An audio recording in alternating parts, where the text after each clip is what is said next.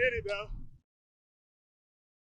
Hello, my favorite people in the world, my listeners, viewers now, because we are going to start posting on YouTube. We're elevating. Elevation. That is the theme of the season, is elevation. So we're going to be doing more. We're going to be doing bigger things. But hey, look, we are back with season 2. Okay, I can tell you right now, we have 2 great interviews. One with Coach Quarles that will be just outstanding. And for those who don't know who that is, because you may be a first-time listener into Southern Conference football, that is fine. We welcome you with open arms. You know, like when you go to church, they always say, for new visitors in the church, stand up. We welcome you with open arms. This is me welcoming you with open arms right here. That's me. Coach Quarles is a wonderful head coach, considered an offensive mastermind.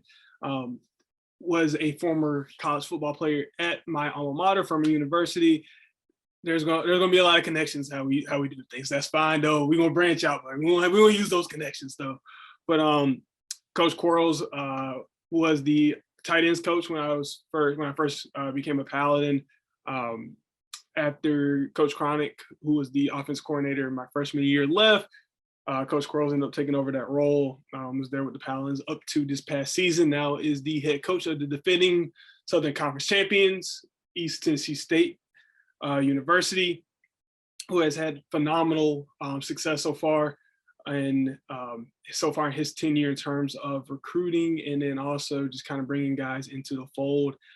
So this episode, we will talk with him. We'll talk with him about his first spring practice as a Buck, his thoughts on the upcoming quarterback battle between Brock Landis and Tyler Rydell, who I think had a phenomenal season, but I feel like we're going to learn a little bit more interesting things about that. We also talk about the transformation of how offense has continued to elevate in the game of football, and how we've gone from a predominantly run-oriented game into now we're more spread. Now we're RPO, huddle, tempo. We're a lot of things now. How the game has elevated on the offense side of football, and we also talk about the transfer portal and how that's affected college football. So stay tuned. We have a great episode for you.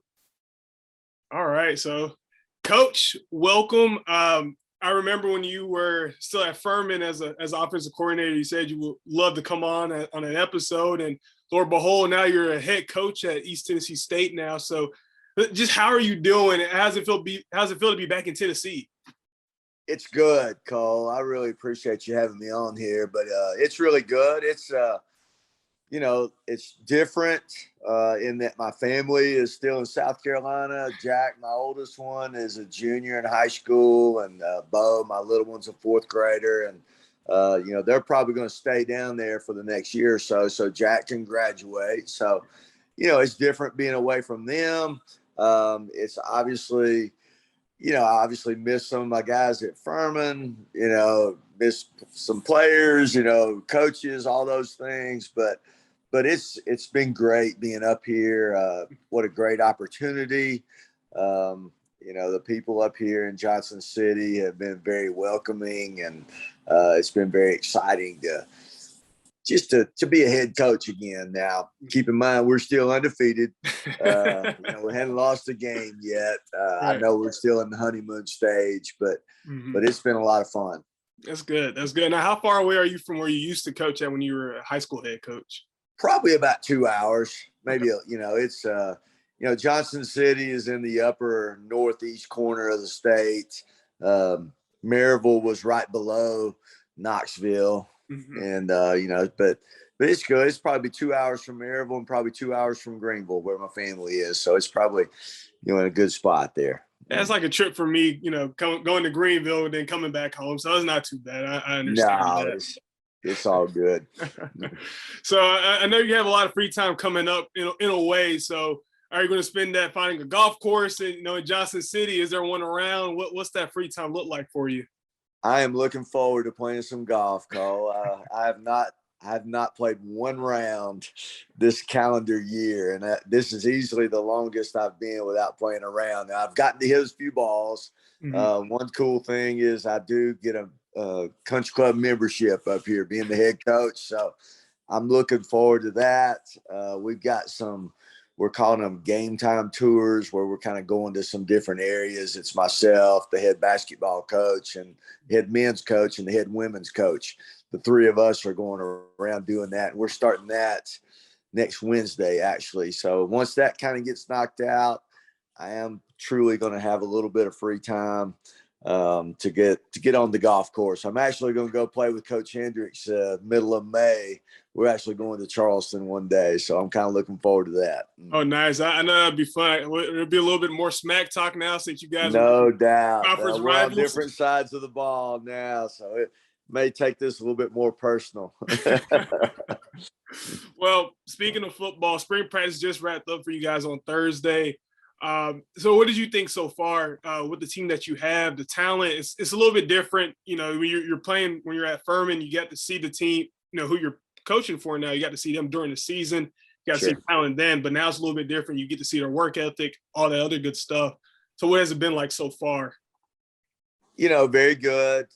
Just, you know, this spring, obviously, I spent, you know, kind of getting to know our players, getting to know the talent. Like you said, I saw it from the other sideline, but just seeing it now in person, a lot of, you know, there's a lot of talent at ETSU. Jacob Sailors, who, you know, was kind of sharing the spotlight with Quay Holmes last year at running back. He's clearly the guy now. You know, Tyler Riddell, who got to be the quarterback last year, he's in a quarterback battle now. Brock Landis, who has played a little bit. I would say they both came out of the spring, probably 1 and 1A.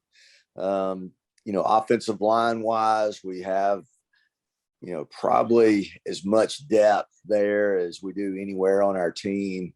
You know, we're definitely too deep at that spot. You know, 1 through 10, there's not a ton of drop off in those spots, which is really good. Defensively, you know, Coach Taylor does an unbelievable job with getting pressure. And, you know, we've got some really talented guys. Jalen Porter, one of the outside backers there, is a really good player. Stephen Scott and Chandler Martin, inside backers. Timmy Dorsey and those. Kind of reminds you of Jalen Reed that we used to have at Furman. You know, Elijah Huzzy, a really good corner in the back half.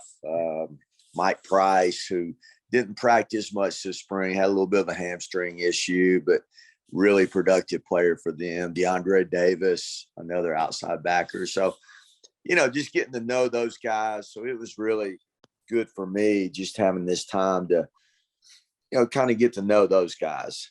Change the offense, obviously. You know, they were way more pro style last year. We're going to be a little bit more spread, run some tempo. We'll still have some pro style elements, but definitely probably putting it in the air a little bit more than they did last year.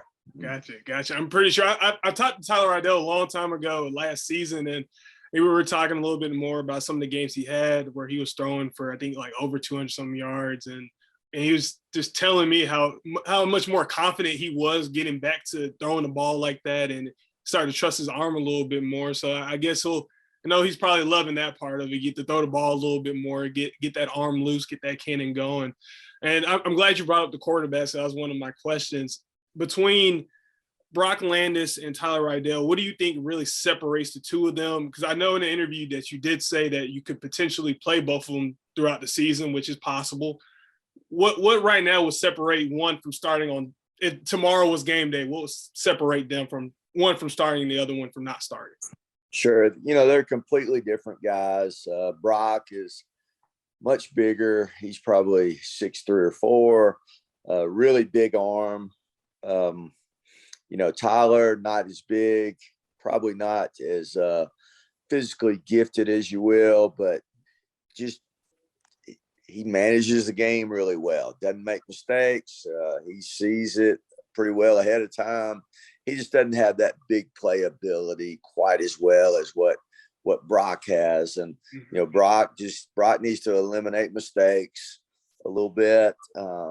But he definitely has the big play ability, has a great arm, really quick release. I just think needs to get a little bit more comfortable, a little bit more confident before you just said, hey, here you go, this is yours. But both of them, I think you can win games with both of them.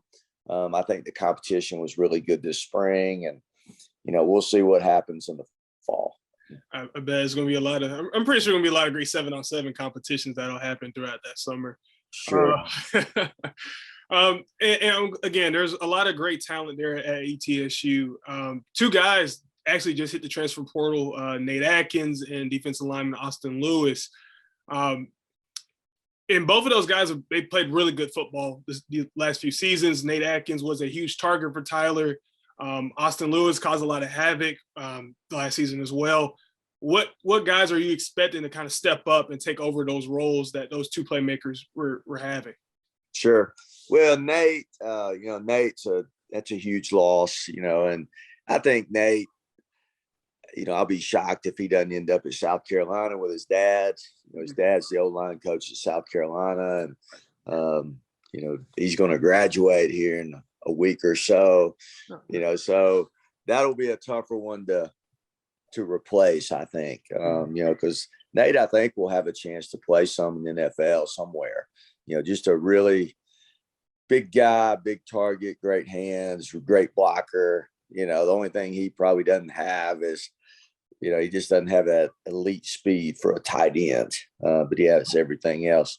Austin, defensive line guy who, you know, had been dealing with some injuries, transferring here from Liberty, I believe, had a great career or a great couple of years at Liberty.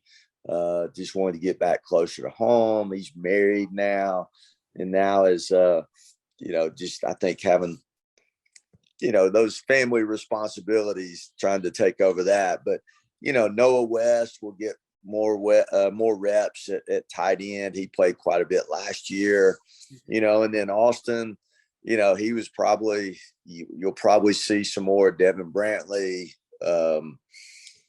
Let's see, Rodney Wright, you know, those guys will, you know, probably have to play a little bit more because of Austin, you know, going into the portal. And, you know, and we'll probably look in the portal, you know, to find another D lineman, probably look to find another tight end as well. So, you know, so that's the good and the bad about the portal. You know, it's tough, you know, but it's what it is. It's what everybody has to deal with right now. And, you know, it didn't catch any of us off guard.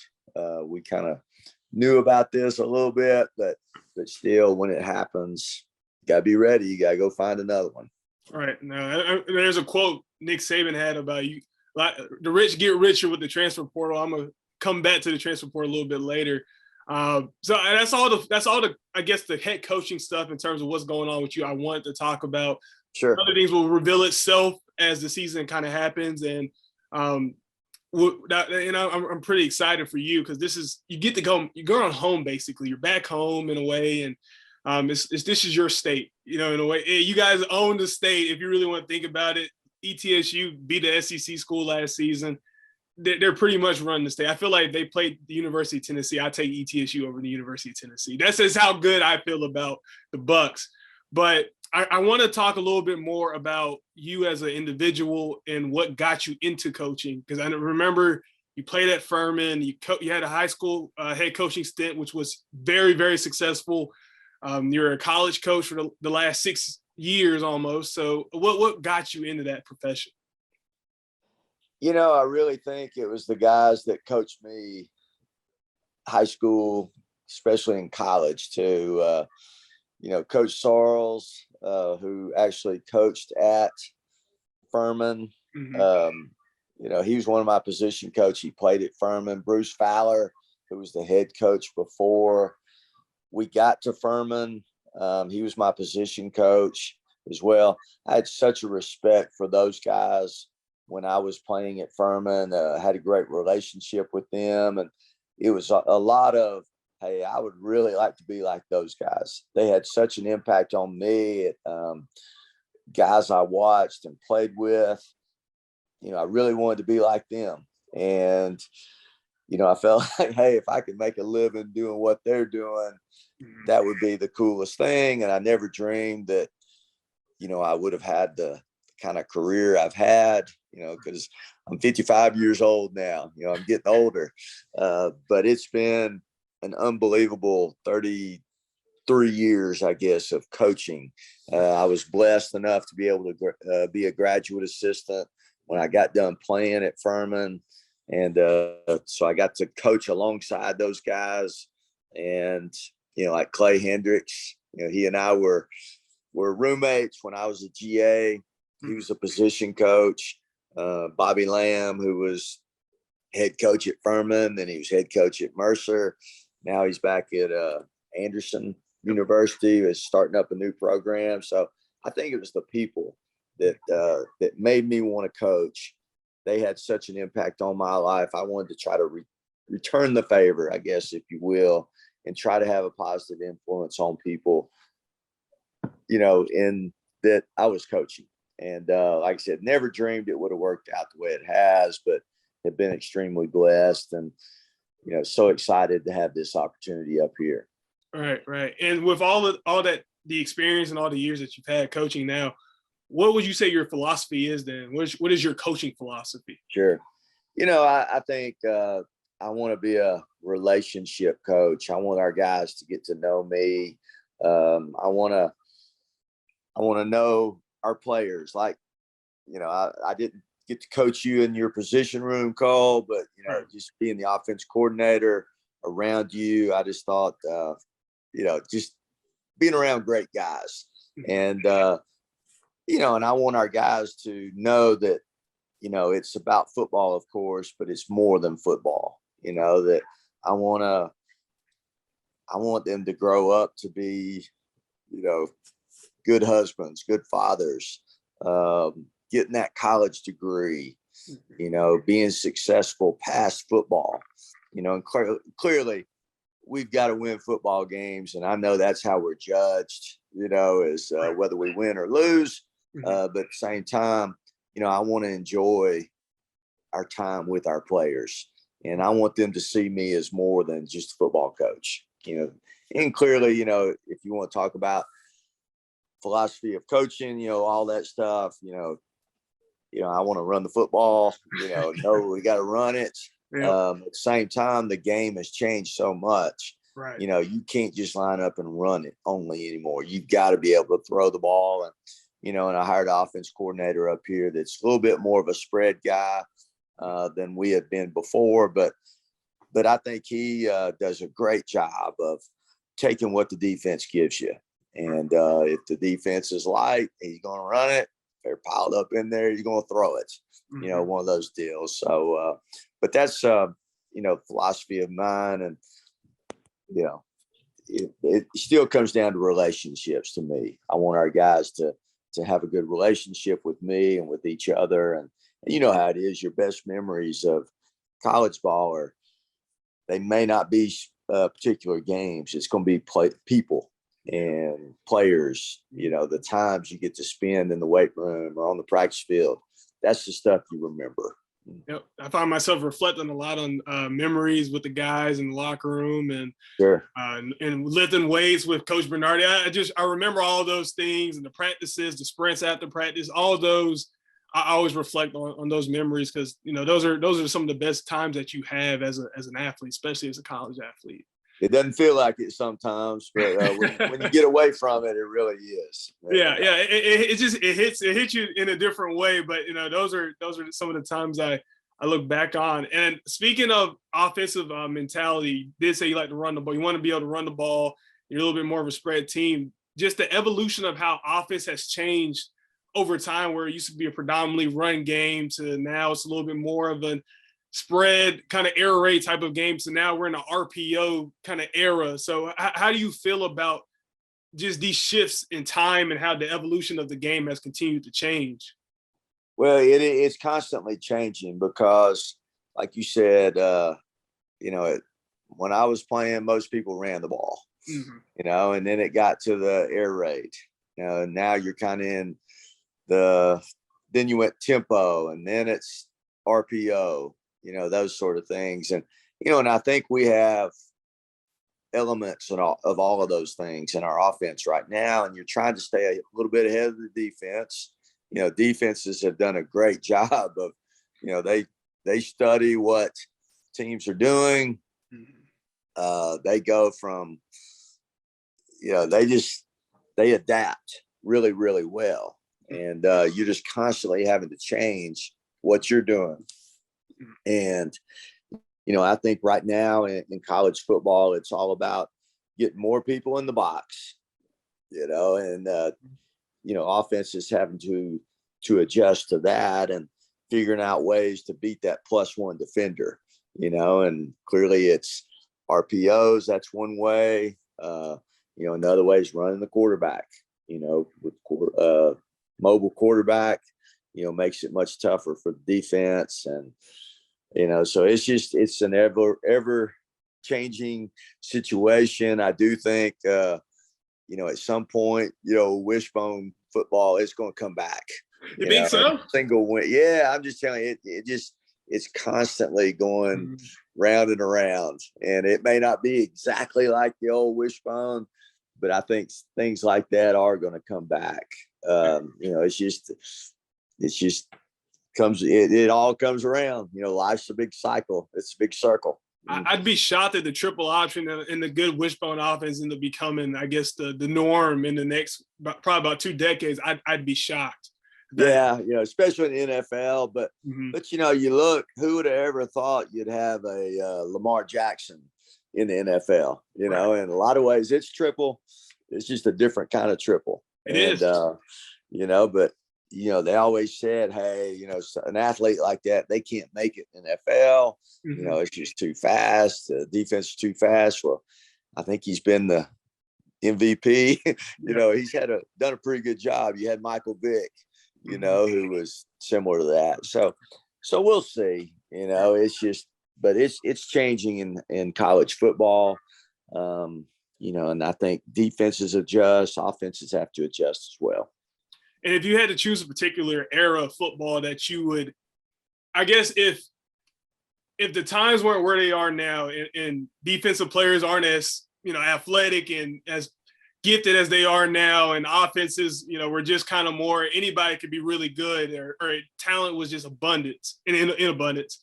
Which style of offense would you like to stick with between the heavy runs or kind of spread, air raid, RPO, no huddle? What would be your dream, I guess, offense in a way? If you could just have any type of player in the world, the dream offense, what would be your offense? I like the option ball. Back when I was in college, we ran option, but we weren't in wishbone. We were in the eye a lot. Right. And it was under center. Nobody was in the gun back then, or very few people were. Dallas Cowboys, I think, kind of started the shotgun back with Roger Staubach and some of them. And then, then it went back to kind of single wing era, back when, I don't even know what years the single wing were, you had the Notre Dame box, I guess, and single wing, all that stuff. But I think back in the, 70s, maybe early 80s, Nebraska was running some option under center. You had Oklahoma. They were actually running the wishbone and winning national championships with it. So that was a fun time, I thought, for football, because you had some variety. Got the ball out on the perimeter with pitch, getting the ball pitched, as coach would say. Yep. Yeah. And so that was a fun time to me. And that would be a fun time to go back to, I think.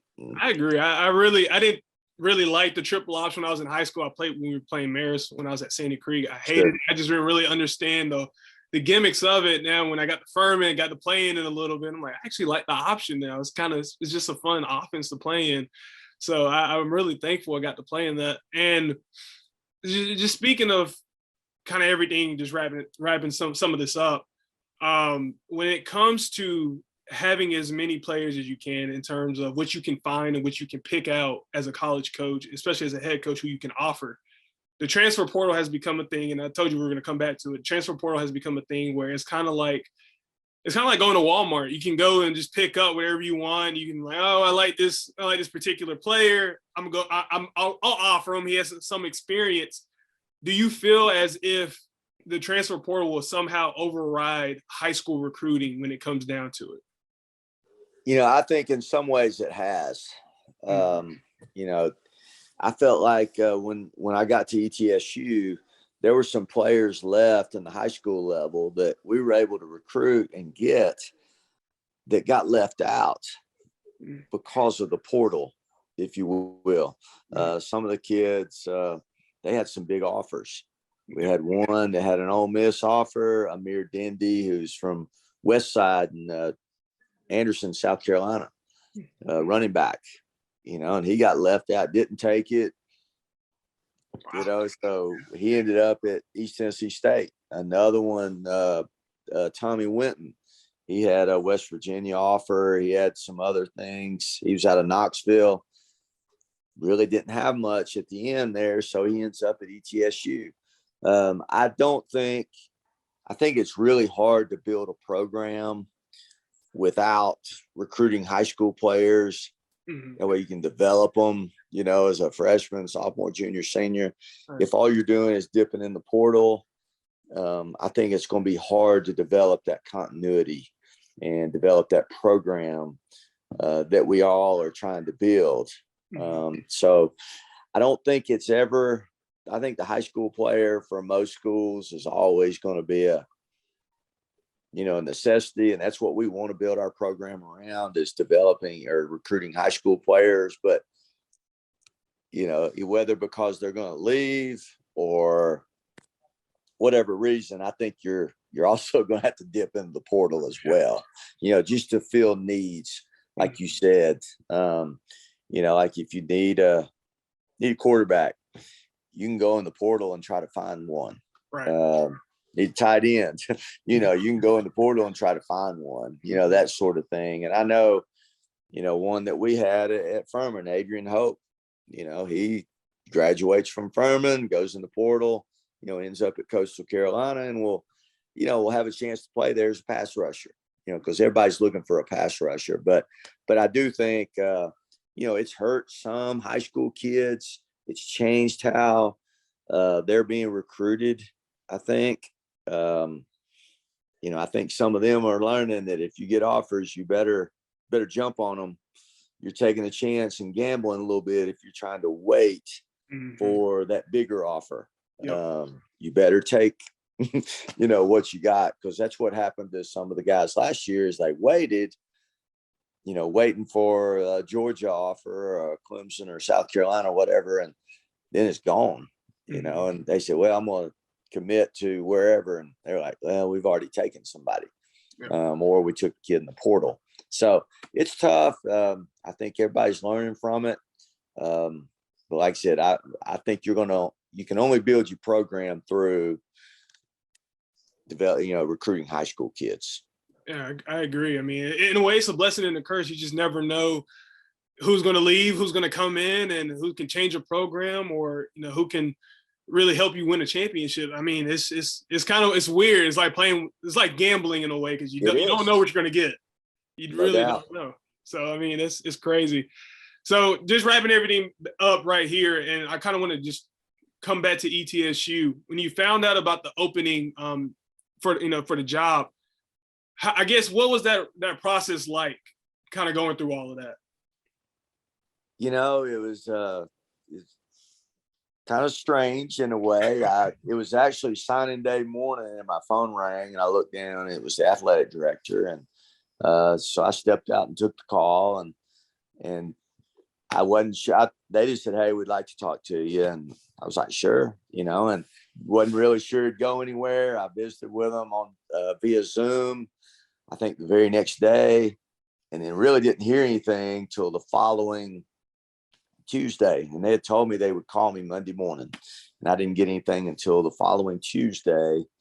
And so then I had another Zoom, and then they called back that Wednesday and offered me the job, and you'd think, hey, this could be easy, but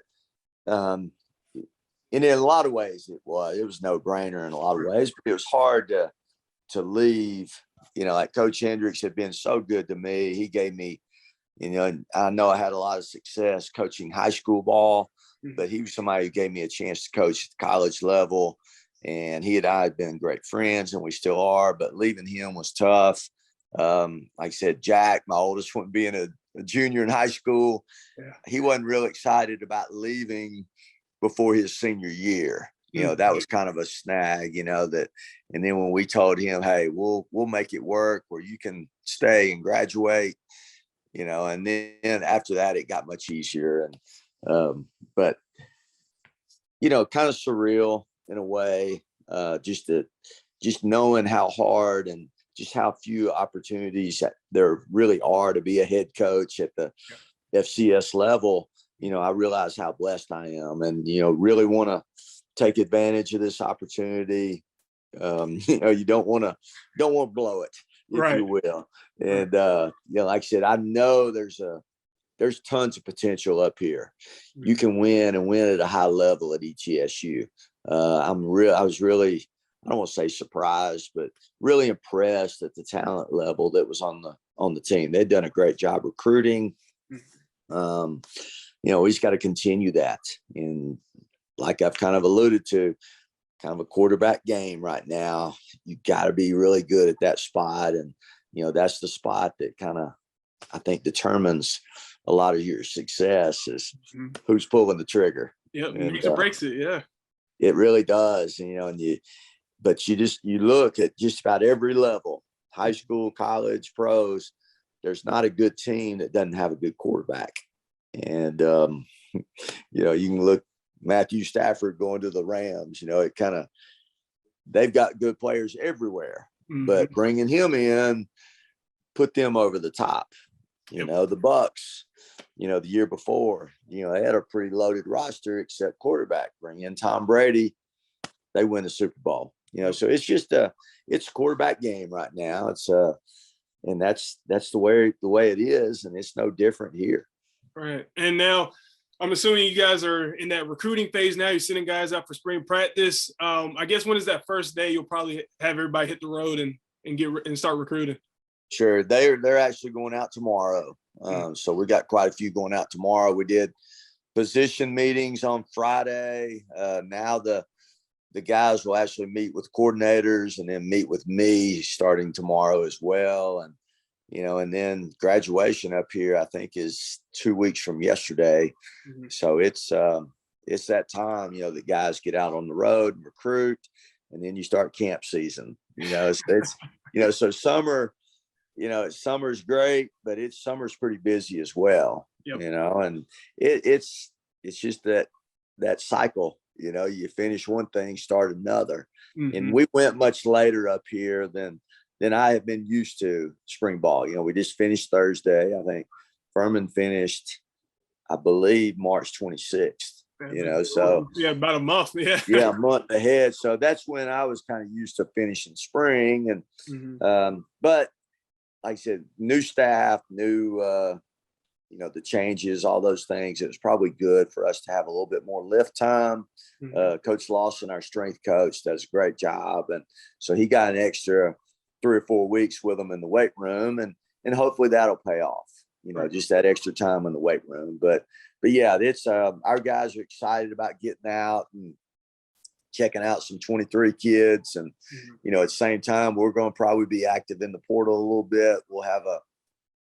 We're going to take a couple of linebackers, I think, because we had Donovan Manuel left and went to FIU, which was unexpected, and then we had another one that decided he wasn't going to play. So it's just where it is right now. And so we'll probably be out 23 recruiting as well as doing some portal recruiting, trying to find some guys for this next fall. I hear you. And last thing, what would you like to say to fans that will be supporting the Bucks, potentially new fans or fans that you're hoping to kind of recruit into the fold? Sure. Well, our fan support is awesome up here. Season tickets, they're available right now. We would love any new fans we can get. Game day in Johnson City is one of the best atmospheres in the Southern Conference for sure. The stadium is nice. It's really, newest stadium in the league. It's not so big where it seems empty like it is at some other stadiums in our league. I think we had four games last year that went over 100% capacity, which is pretty impressive. But I think we'll be an exciting group to watch next year. Definitely a different style of offense than what we've had in the past. And so excited to see what we do. Hopefully we can build on the season they had last year where, which will be tough to do, but that's the goal. They won a conference championship, won a playoff game, got beat in the quarterfinals by the team that we're all chasing, which is North Dakota State. They're the ones that we're all trying to be like. For some reason, they always find a way to get it done. But good luck to you, Coach. Thank you for taking time out of your day to speak with me. I really do appreciate it. Good luck to your team. Good luck to you. Wishing you guys a lot of success this season. Cole, it's great talking to you. Appreciate you having me on here, and really proud of you and all that you're doing. I appreciate that, Coach. Well, take it easy. Give the family my love and enjoy the rest of your weekend. Same here. See you, buddy. See you. Thank you.